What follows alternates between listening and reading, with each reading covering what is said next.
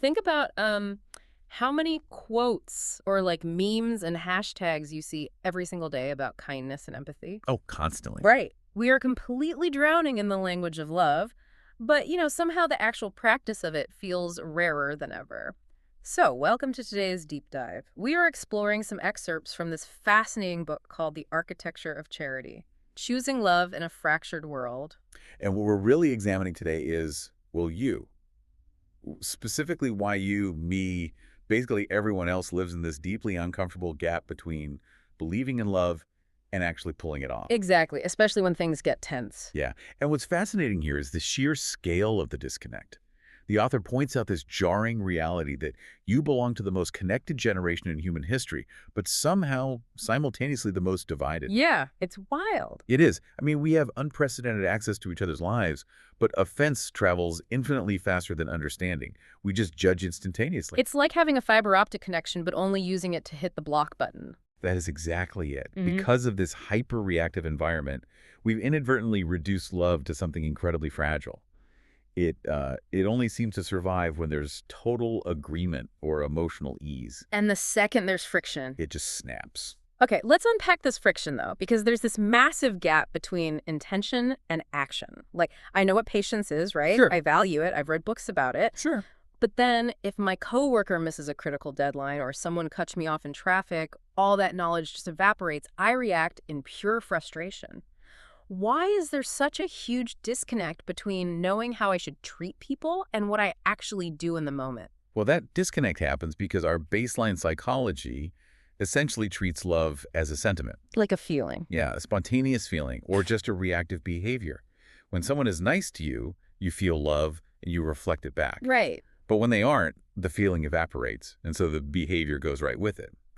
The book offers this radical solution by looking at the scriptural concept of charity. Here's where it gets really interesting. Exactly, because in this framework, charity isn't a mood. It's not a polite behavior you just perform. It's a deliberate structure.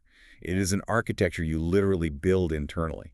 Wait, if it's not a behavior I perform, what is it? Because usually when I'm dealing with a difficult person, I'm just white-knuckling it. I mean, I'm forcing a smile, biting my tongue, just trying through sheer willpower not to say something terrible. And that exact white knuckling is what the author calls operating on effort. Yeah. Trying to practice charity through sheer willpower is like, well, it's like holding your breath underwater, You can only do that for so long. right? You can do it for a minute, maybe an hour, but eventually your environment forces you to gasp and the anger just comes rushing in. So what's the alternative to holding your breath? Growing gills. Growing gills. Yeah, charity isn't holding your breath. It's a fundamental transformation of who you are rather than just temporarily suppressing your worst impulses.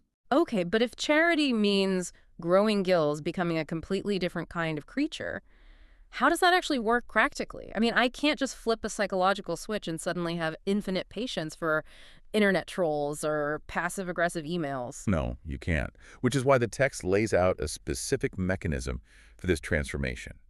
It's moving from effort to what the author calls receiving. Receiving. Yeah, this is the core psychological shift. Hmm. So let's say your spouse leaves the kitchen, a total disaster after you just cleaned it. Oh, the classic scenario. Right. The effort approach is forcing yourself to clean it up while silently simmering with resentment. You know, you are trying to manufacture love. And failing, usually. Exactly. Yeah. But receiving means pausing and allowing your perspective of your spouse to change.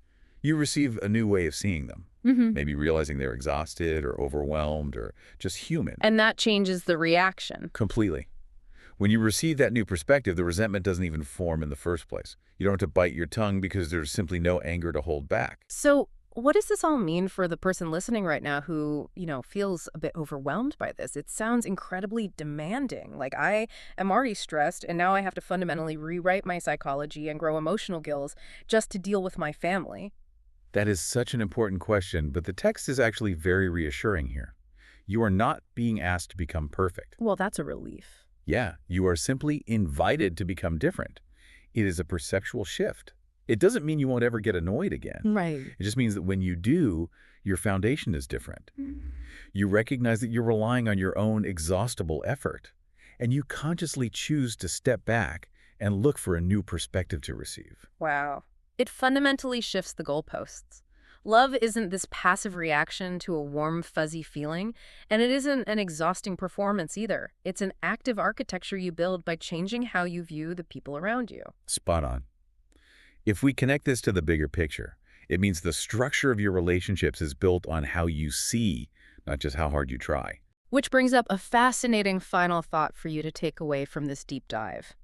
The text emphasizes this monumental shift from effort to receiving. Right. Consider this. What if the hardest, most frustrating relationships in your life aren't failing because you aren't trying hard enough? That's a huge question. What if they are failing because you are desperately trying to manufacture love through sheer willpower, rather than opening yourself up to receive the internal transformation that makes loving them natural? Something to think about the next time you find yourself holding your breath.